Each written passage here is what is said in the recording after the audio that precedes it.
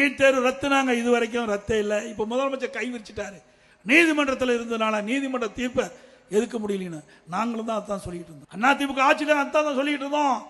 இன்னைக்கு உச்ச நீதிமன்ற தீர்ப்புக்கு எதிராக நாங்க இதை நடைமுறைப்படுத்த முடியாது என்று சொன்னோம்.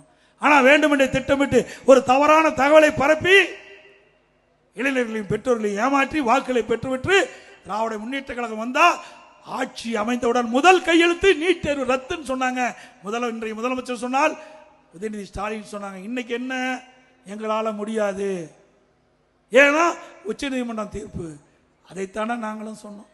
மக்களை ஏமாற்றுவதிலே வல்லவர்கள், அழகாக பேசுவாங்க, கவர்ச்சிகரமாக பேசுவாங்க, ஏமாந்துடாதீங்க.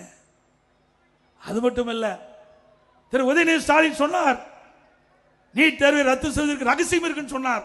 இதுவரைக்கும் ரகசியத்தையே சொல்லல. தேர்தல் வர இருக்குது, சீக்கிரம் ரகசியத்தை சொல்லுங்க, மக்கள் ஆவலோட எதிர்பார்த்துட்டு இருக்கிறாங்க.